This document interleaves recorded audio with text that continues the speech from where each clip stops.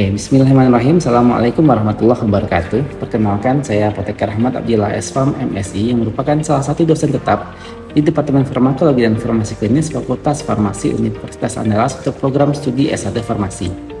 Perkenalkan, saya kali ini akan menjelaskan salah satu mata kuliah yang saya ampu, yaitu mata kuliah Anatomi dan Fisiologi Manusia. Video ini dibuat untuk memenuhi salah satu persyaratan sertifikasi dosen tahun 2023, yaitu pernyataan diri dosen dalam untuk kerja Tridharma perguruan tinggi, khususnya dalam aspek pengajaran.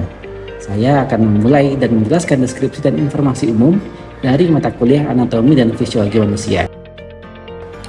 Mata kuliah Anatomi dan Fisiologi Manusia merupakan salah satu mata kuliah wajib bagi mahasiswa semester 1 pada program studi S1 Farmasi Fakultas Farmasi Universitas Andalas. Mata kuliah ini memiliki 2 SKS teori selama 1 semester. Sementara untuk bahasa pengantar yang digunakan pada mata kuliah ini adalah bahasa Indonesia dan bahasa Inggris. Mata kuliah ini membahas tentang anatomi dan fisiologi tubuh manusia yang menguraikan tentang struktur, komponen tubuh manusia dan perkembangannya, serta fungsi sistem tubuh manusia dan mekanisme fisiologisnya. Mata kuliah ini juga membahas tentang struktur dan fungsi normal dalam berbagai kondisi sistem normal dalam tubuh manusia, seperti sistem persarafan, kemudian sistem pernafasan, sirkulasi pencernaan, ekskresi, lokomotoris, hematopoietik, sistem peliput dan penginderaan, endokrinasi, dan mekanisme pengaturan fungsi dari sistem-sistem tersebut. Nah, pada mata kuliah ini, capaian pembelajaran lulusan pada program studi S1 Farmasi yang dibebankan pada mata kuliah ini terdiri dari 4 aspek, yaitu sikap dan tata nilai, pengetahuan, keterampilan umum, dan keterampilan khusus yang dapat disebutkan pada sesi ini. Capaian pembelajaran lulusan prodi yang dibebankan kepada mata kuliah Anatomi Fisiologi adalah pada sikap dan tata nilai berdasarkan SNDikti pada tahun 2015 adalah menginternalisasi nilai, norma, dan etika akademik, menunjukkan sikap bertanggung jawab atas pekerjaan di bidang keahliannya secara mandiri. Kemudian pengetahuan berdasarkan rumusan APTFI pada tahun 2018, mampu memahami konsep teoritis ilmu dasar biomedik, ilmu dasar kefarmasian, ilmu farmasi sosial, perilaku atau administrasi yang dikenal dengan Social Behavioral Administrative Pharmacy Science, dan farmasi klinis secara mendalam. Kemudian keterampilan umum berdasarkan SNDikti pada tahun 2015 adalah mampu menerapkan pemikiran logis, kritis, sistematis, dan inovatif dalam konteks pengembangan dan implementasi pengetahuan dan teknologi yang memperhatikan nilai humaniora yang sesuai dengan bidang keahliannya, dan mampu mengkaji serta mengimplikasikan pengembangan atau implementasi ilmu pengetahuan dan teknologi yang memperhatikan dan menerapkan nilai-nilai humaniora sesuai dengan keahliannya berdasarkan kaidah, tata cara, dan etika ilmiah dalam rangka menghasilkan solusi dan gagasan desain atau hasil prototipe. Keterampilan khusus berdasarkan naskah akademik dan kompetensi kurikulum APTFI 2013, yaitu menunjukkan penguasaan iptek, kemampuan riset, dan kemampuan pengembangan diri. Pembelajaran pada mata kuliah Anatomi Fisiologi ini akan dilaksanakan selama 16 pekan pertemuan, di mana 7 pekan pertama itu akan dimulai sebelum ujian tengah semester. Kemudian setelah pekan ujian tengah semester akan dimulai 7 pertemuan lagi yang nantinya akan diakhiri dengan ujian akhir semester. Nah, pada mata kuliah ini, pembelajaran yang digunakan meliputi metode blended learning dan diskusi kelompok.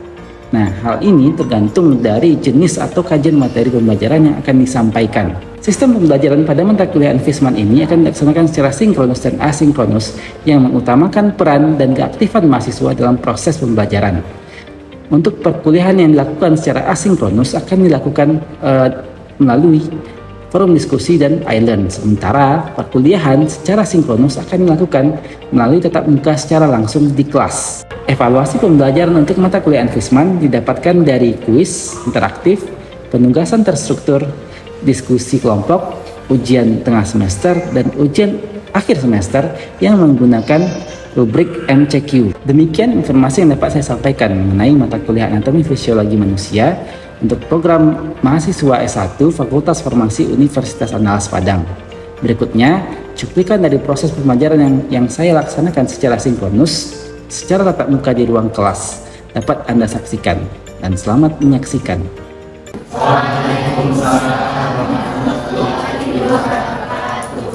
Oke, ya. Ini ternyata.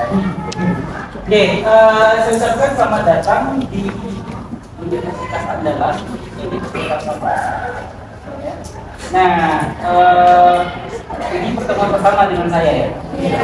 Nah, oke, kali ini kita di kuliah anatomi fisiologi manusia. Yang pertama hari ini biasanya dengan saya kita akan sedikit ada pembelajaran, kemudian ada introduction dan juga penyampaian tujuan dari pembelajaran kita apa sih sebenarnya. Nah, ya, oke. Nah, materi dengan saya pada hari ini kita akan mulai dengan pengenalan terhadap biologi sekitar. Karena nanti ke depannya materi dengan saya itu akan banyak berhubungan dengan sistem saraf, penginderaan ya, kemudian sistem sensoris. Namun sebelum kita mulai perkuliahan, idealnya dalam setiap perkuliahan kita harus membacakan kontrak perkuliahan. Ya, nah ini adalah kontrak perkuliahan ya untuk kalian semuanya.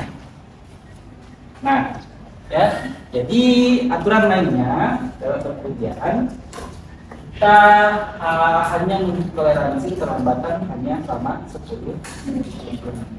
Ya, jadi untuk pertemuan berikutnya, bagi yang terlambat itu dari 10 menit, maka tidak kita izinkan masuk. Ya, ya, sepakat? Sepakat ya. Nah, oke. Nah, karena dalam perkuliahan kita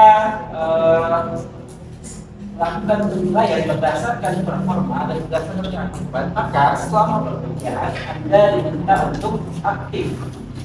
Aktifnya adalah aktif yang sifatnya positif, ya, bukan aktif positif atau bukan aktif dalam proses yang lainnya. Dimana nantinya ketika saya bertanya, maka Anda harus berinisiatif menjawab, karena nanti kita akan masuk dalam poin penilaian kita. Nah, ya. Kemudian yang ketiga yang harus kalian pahami adalah misalnya mayoritas bahan kita akan diberikan dalam bahasa Inggris, ya. Oke, udah sampai di sini ya. Sudah sampai di sini. Nah, kemudian untuk penilaian, nah ini biasanya sering ditanyakan bersama mahasiswa ya. Nah, untuk dengan saya penilaiannya jauh beda dari dosen lainnya. Gimana? Bahan ujian ini akan dimasukkan ujian akhir semester dan ini poinnya adalah 50% dari nilai itu Anda, ya, porsinya 50%. Kemudian keaktifan itu 25 dan tugas 25% nantinya. Ya, oke, saya stop dulu PowerPoint-nya. Nah, di sini untuk literatur, nah literatur yang dominan akan kita gunakan adalah ya, dalam of medical physiology. Pembelajarannya, capaian pembelajarannya apa saja, dan itu biasanya bisa Anda baca di RPS pembelajaran ya. Ini merupakan capaian pembelajaran biologi ya. Nah, karena nantinya capaian pembelajaran biologi ini juga harus selaras dengan kebutuhan lapangan kerja Anda. Jadi lapangan kerja. Jadi di total semuanya kita ada 14 objek ya, 14 bab yang akan dibikin dalam 14 kali pertemuan. Saya insya Allah 5 pertemuan untuk mata kuliah ini ya. Oke. Nah, sudah pada kenal siapa Bapak Ibu dosennya? Sudah pada kenal siapa Bapak Ibu dosennya? Ini untuk mata kuliah anatomi fisiologi ada 3 orang. Ya, 2 Bapak bisa Anda cari. Anda bisa link nama saya, juga sekolah, ya. Nanti ketemu itu Anda bisa lihat ya riwayat penelitian dan publikasi yang sudah pernah dipublikasi ya. Karena untuk Bapak Ibu dosennya riwayat publikasi merupakan hal yang penting. Berikutnya, tujuan dari kuliah Advisman ini, ya, karena Anda harus tahu, ya, apa sih sebenarnya tujuan kita. Nah, Advisman ini sebenarnya merupakan mata kuliah dasar, ya. Nah, yang nantinya akan sebagai pintu gerbang Anda untuk paham mekanisme dari suatu obat. Nah, ya itu secara umum, ya. Karena nantinya anatomi fisiologi ini, ya, akan bersambung. Ada chapter berikutnya yang mungkin nantinya akan nyambung dengan mata kuliah lain. Karena ini merupakan gerbang untuk mata kuliah patofisiologi, ya, kemudian farmakologi dasar, ya, kemudian farmakologi, ya, yang ada bab-bab berikutnya, ya. Nah, dasarnya di mana? Dasarnya di sini, di anatomi fisiologi, ya. Nah, karena sebenarnya juga ini nggak jauh beda dengan anatomi fisiologi yang ada di kedokteran, cuma spesiesnya mungkin yang berbeda, ya. Oke, karena nantinya Anda harus paham, karena obat ada yang bekerja pada organ dan sistem organ, ya. Karena organ dan sistem organ itu merupakan salah satu target obat, makanya Anda harus paham, ya, apa itu poin-poin yang ada di anatomi dan fisiologi, ya. Nah, ini merupakan target dari obat.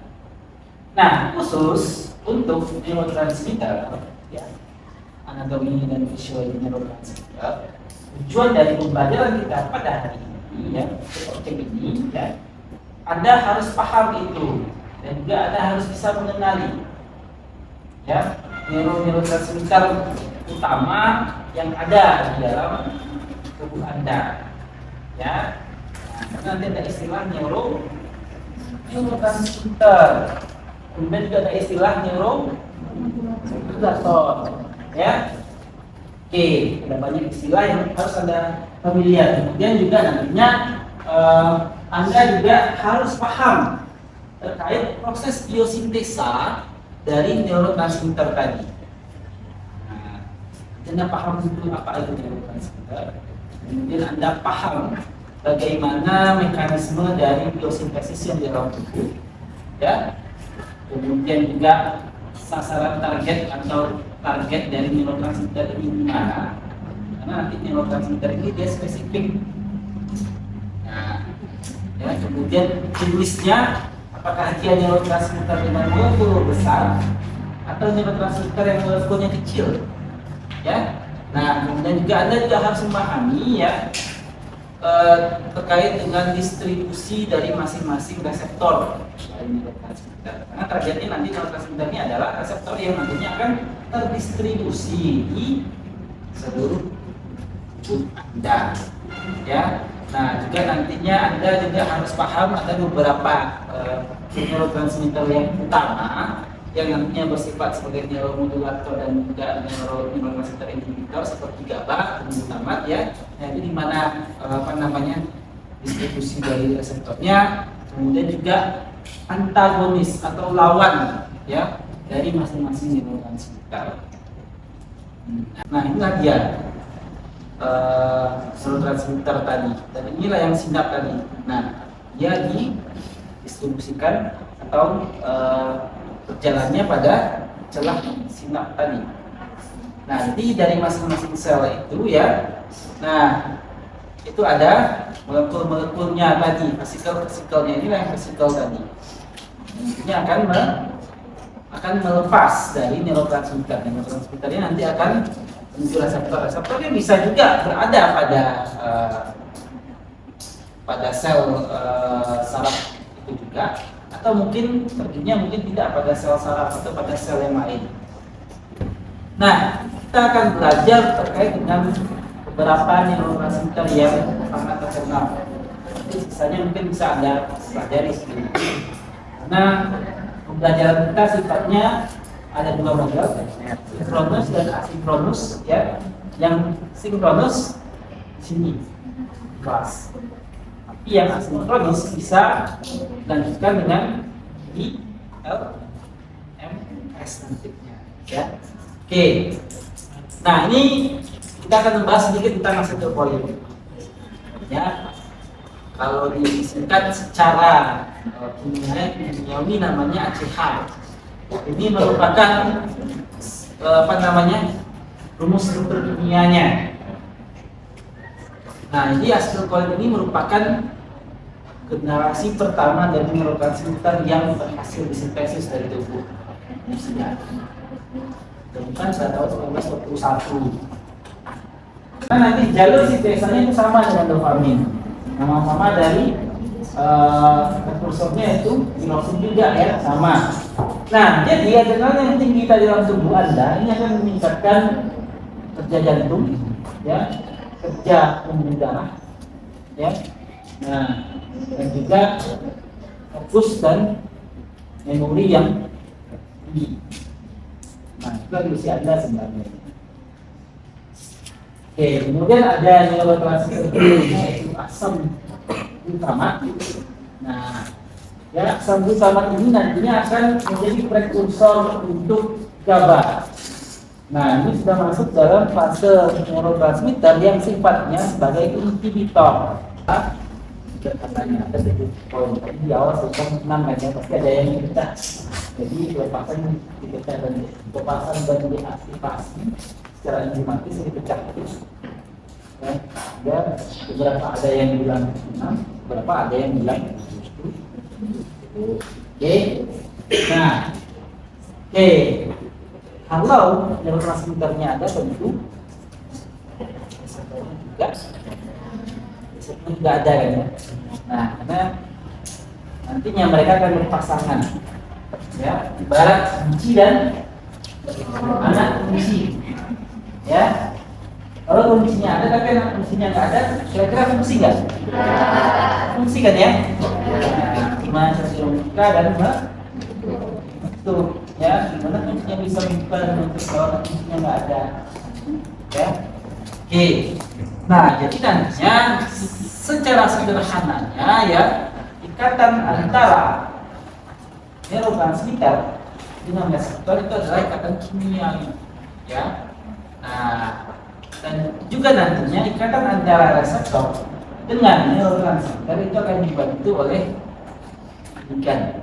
Kemudian juga ada yang namanya dengan istilah ligand gated channel. Nah, ini gambaran sederhananya, ya. Ini ligand itu apa? Apa? Angkat tangannya, siapa namanya? Ya, LP. Coba diulangi. Ligand itu senyawa sederhana yang berperan dalam proses Yang berperan dalam ada yang bisa melengkapi? Ada yang bisa melengkapi? Yang mendorong. Oke, silakan. Siapa namanya, Bu? Oke, silakan yang lebih keras. ligand itu adalah molekul sederhana yang bertindak sebagai penyusun elektron pada senyawa kompleks. Senyawa sederhana Yang bertindak sebagai penyusun elektron pada senyawa kompleks. dan itu ligand tidak sesuai dengan konteks kita. Betul, tapi tidak sesuai dengan konteks. Ada yang tahu lagi? Silakan. Ada? Tidak ada? Ini gambaran sederhana apa itu ligand. Gambar nampak itu. Ligand itu adalah apa? Nah, kemudian juga silakan dibaca lagi di buku danoknya. Nanti akan kita share di LMS. Ya. Nah, juga nanti ada beberapa reseptor yang terkonsentrasi ya pada possinap. Dan biasanya ini adalah reseptor cholinergic biasanya dominan seperti ini. Ya. Nah, kemudian juga nantinya ada reseptor yang nantinya harus mengalami desensitisasi terlebih dahulu ya, apakah itu dalam bentuk homolog atau heterolog. Nah, ada kehilangan ligand pada salah satu reseptor tadi. Nah, posisinya di ligand. Apa itu ligand? Itu pembungkus. Hampir mendekati. bukan penghubung, tapi istilahnya adalah kalau saya istilahkan dengan Anda, dia adalah mak comblang. Dia yang membantu antara reseptor dengan neurotransmitternya untuk bisa bergabung. Ya, hampir mirip dengan sebagai katalis, tapi dia yang membantu proses, karena dia juga ikut membantu dalam menjaga kesadaran ikatan antara reseptor dengan neurotransmitternya. Ya, nah itu istilah sederhananya. Biasanya kalau belajar ini tapi tidak bisa menyederhanakan pemahaman wazir. Ya, oke. Nah ini mungkin bisa Anda baca di buku terkait tentang bagaimana tahapan-tahapan seperti yang tadi. Ya, tapi kita ada tugas di sini ya. Kita ada tugas. Nah, oke. Kita ada tugas. Jadi tugasnya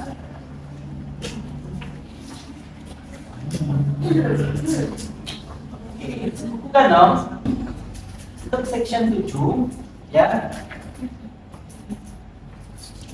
Pada poin yang ini saya minta Anda untuk menjelaskan tentang seperti